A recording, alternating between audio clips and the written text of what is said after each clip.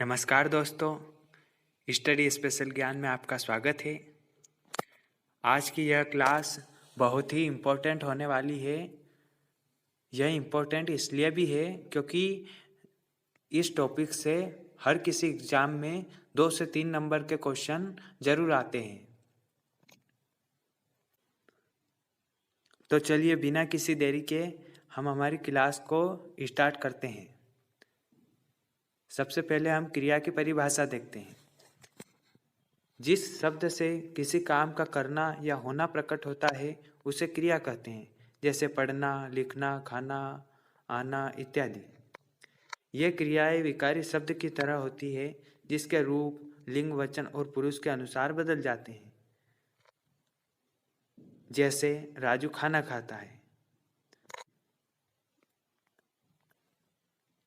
राधा नाचती है, बच्चे खेलते हैं आदि।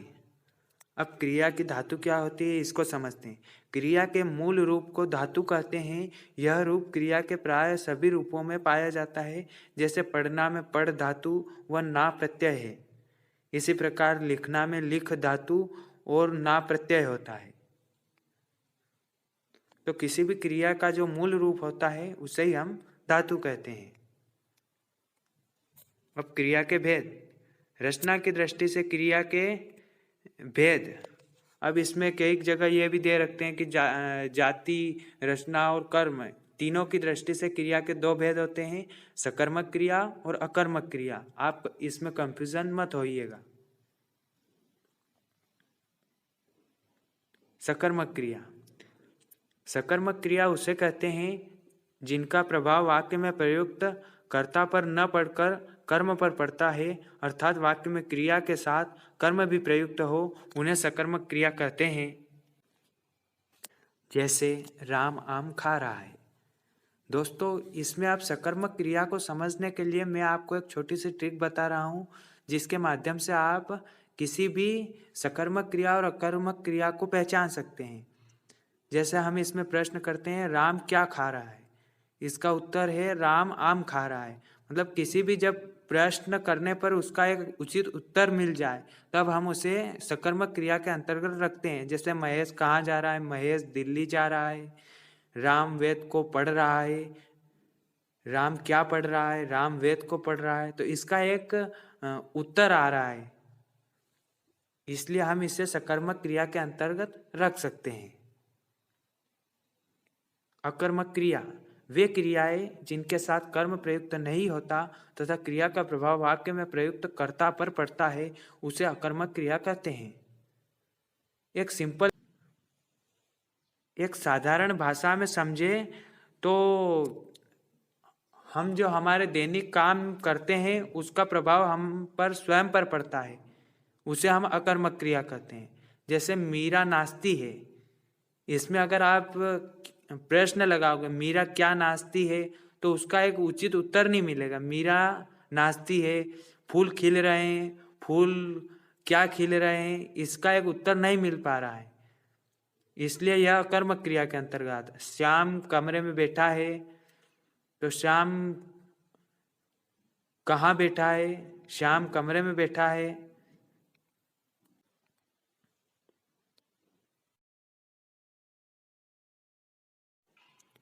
सकर्मक क्रिया के भेद। एक कर्मक क्रिया। जब वाक्य में क्रिया के साथ एक कर्म प्रयुक्त हो तो उसे एक कर्मक क्रिया कहते हैं। जैसे शंकर ने सेब काटा, सीमा स्कूल जाती है।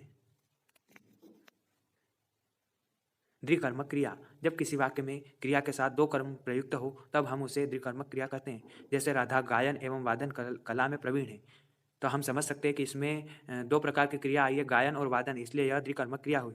सीता ने पेट भर के भोजन किया, इसमें भी 2 क्रिया आई है, पेट भर के और भोजन, इसलिए इसे हम द्विकर्मक क्रिया के अंतर्गत रख सकते हैं।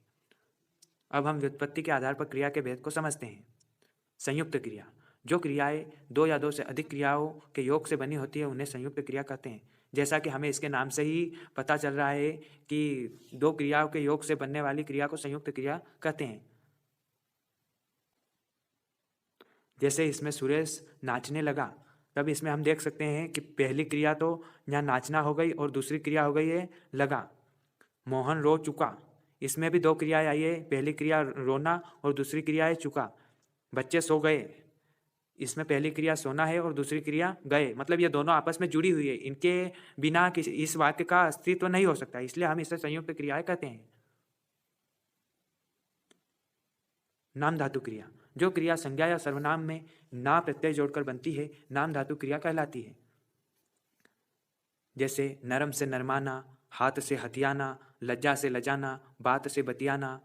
तो इस प्रकार हम कह सकते हैं कि किसी संज्ञा या सर्वनाम में जब ना धातु लगाकर, हम ना प्रत्यय लगाकर के हम जोड़ते हैं, तब वह नाम धातु क्रिया कहलाती है। प्रेरणार्थक क्रिया, वह क्रिया जिसमें कर्ता स्वयं कार्य न करके किसी दूसरे को उस कार्य करने के लिए प्रेरित करता है या किसी अन्य से कार्य को करवाता है, तो उस क्रिया को प्रेरणार्थक क्रिया कहते हैं। जैसे मालिक नौकर से काम करवाता है। अब इसमें हम उदाहरण को देखते हैं सही समझ सकते हैं कि इसमें मालिक जो है नौकर को काम करने के लिए प्रेरित कर रहा है, इसलिए यहाँ प्रेरणार्थक क्रिया होती है। रमेश नाई से बाल कटवाता है। अब हम अगली क्रिया को देखते हैं, पूर्वकालिक क्रिया। जब कर्ता एक क्रिया समाप्त कर उसी क्षण दूसरी क्रिया में प्रवृत्त होता है, तब पहली क्रिया पूर्वकालिक क्रिया कहलाती है। जैसे उसने पूजा कर भोजन किया। तो इस उदाहरण में हम समझ सकते हैं कि उसने पूजा करके भोजन किया, मतलब पहले उसने पूजा की और फिर बाद में उसने भोजन किया। तो अब हम कह सकते हैं कि यह पूर्वकालिक क्रिया का उदाहरण है। मैं दिल्ली जाकर सो गया। इसके द्वारा हम समझ सकते हैं कि पहले मैं दिल्ली गया और उसके बाद सोया, तो दिल्ली जाना मेरी पूर्वकालिक क्रिया का उदाहरण है। तात्कालिक क्रिया, जब क्रिया में समयांतराल न होकर केवल क्रम का अंतर होता है तथा ये एक क्रिया के पश्चात तुरंत घटित होती है, तात्कालिक क्रिया कहलाती है। जैसे गोली के लगते ही व्यक्ति मर गया। इससे हम समझ सकते हैं कि जैसे ही किसी व्यक्ति को गोली लगती है वह तुरंत मर जाता है। इसमें गोली लगना और मरने में कुछ समयांतराल का बिल्कुल भी अंतर नहीं होता है, इसलिए हम कह सकते हैं कि यह तात्कालिक क्रिया का उदाहरण है। मोहन घर में आते ही चिल्लाने लगा। मोहन घर में जैसे ही आया वो चिल्लाने लगा, तो इसमें समयांतराल बिल्कुल भी नहीं है, इसलिए हम यह कह सकते हैं कि यह तात्कालिक क्रिया का उदाहरण है। सहायक क्रिया, सहायक क्रियाएं मुख्य क्रिया के अर्थ को स्पष्ट और पूरा करने में सहायक होती है। कभी एक क्रिया और कभी एक से अधिक क्रियाएं सहायक होती है। हिंदी में इन क्रियाओं का व्यापक प्रयोग होता है। इनके हेरफेर से क्रिया का काल समय बदल जाता है। इसे हम उदाहरण के द्वारा समझते हैं। जैसे रमेश खाना खा रहा है, वे घूमने जाते थे। अब हम इसमें सहायक क्रिया को देखें तो रमेश खाना खा रहा में रहा है सहायक क्रिया हो। जैसे वे घूमने जाते थे में थे सहायक क्रिया है। वह दिल्ली पहुंच चुका है, इसमें चुका है सहायक क्रिया कह सकते हैं हम। वे सुन रहे थे, इसमें रहे थे को हम सहायक क्रिया कहते हैं। इसमें हम देख सकते हैं कि रहा है यानी प्रेजेंट कंटिन्यूअस टेंस यानी इसका एक समय बदल गया है। जाते थे में ये पास्ट में चला गया है और चुका है में ये परफेक्ट में चला गया है। इस प्रकार से हम कह सकते हैं कि यह अपना समय बदल लेता है। उदाहरण के लिए जैसे रमेश खाना खा रहा है, वे घूमने जाते थे, वह दिल्ली पहुंच चुका है, वे सुन रहे थे। इसमें हम समझ सकते हैं कि जैसे पहले वाक्य में रहा है वर्तमान काल का वाक्य है, दूसरा वाक्य जाते थे जो कि पास्ट यानी भूतकाल का वाक्य है, और तीसरा चुका है यानी भविष्य काल का वाक्य है।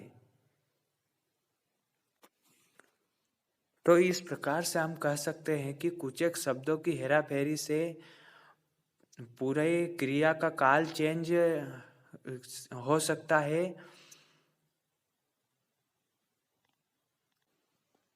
Thanks for watching. जय हिंद।